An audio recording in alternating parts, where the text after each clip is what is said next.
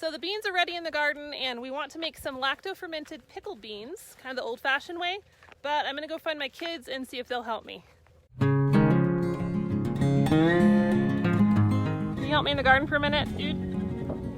Okay, I'm gonna go get Mesa. What are you doing? Roping the paddle that is in the stock tank. That sounds like fun. Hey, can you take a break for a minute and help me pick some beans in the garden? Okay.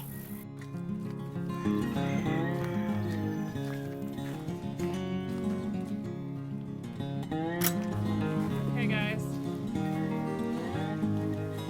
So last year we planted a lot of dragon tongues and they're really pretty. They do cook up yellow when you boil them. They're a little tougher, it seems, as far as the outside goes.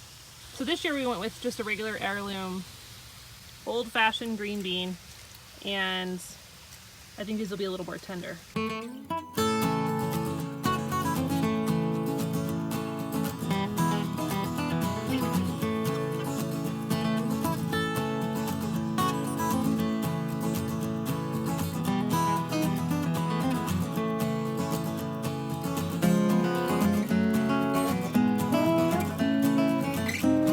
Okay guys, you ready to do some snapping?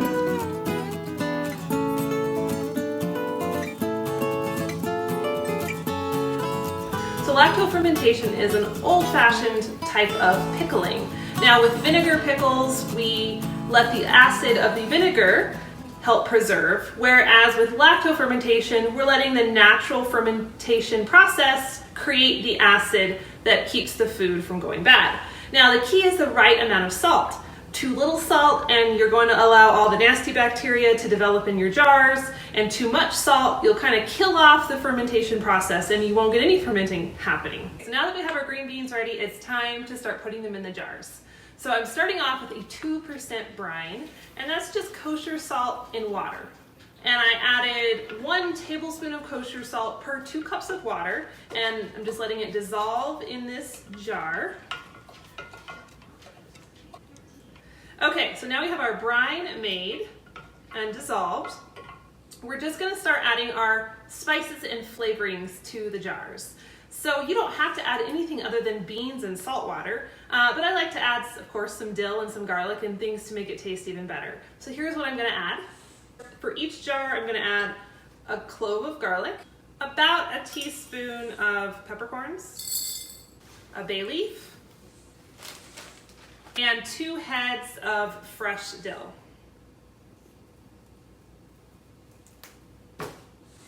Okay, now we're just gonna pack the beans into the jar. If you want them to stand up straight and look pretty, that's fine. Probably just gonna put mine in there at the best that they'll fit.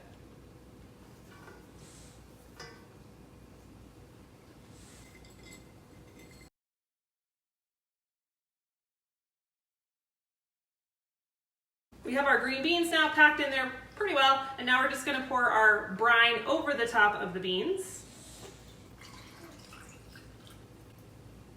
Make sure they're all underneath the brine. So to keep them underneath the brine, you can add a weight of some sort. I like these glass weights, and that's just gonna make sure that none of the beans stick up above the brine. And so you wanna leave about 1 inch of head space in the jar, not because we're going to can it, but just because as the fermentation starts to happen, you're gonna get some bubbling action, and it's a good chance that you're gonna have some brine leak out of the jar. So we wanna avoid having a whole lot of brine do that. Okay, so now I'm just gonna take a lid and loosely fit it over the top. You could use an airlock if you have one, or some of those fancy lids, but honestly, a regular old mason jar lid is fine as long as you check it every day and burp the jar by opening it and letting the gases out. But I'm gonna put it in a nice, semi-warm place on my countertop for about 5 to 7 days. And when I'm done, I'm gonna go ahead and stick it in the fridge, and I can keep it for several months in there. You can eat that bean. Somebody's up from their nap. You like the beans? Mm-hmm. Yeah.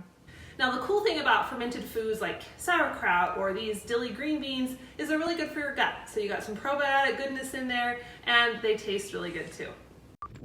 So people ask how we homestead with kids, and honestly I don't really know how not to homestead with kids because we've always done it this way. We just kind of include them with what we're doing. Sometimes they have good attitudes, sometimes they don't, but that's just part of the gig. One of my tips though is we do a lot when the 2-year-old is napping. Not to exclude her, but some projects are just easier without her little fingers in them.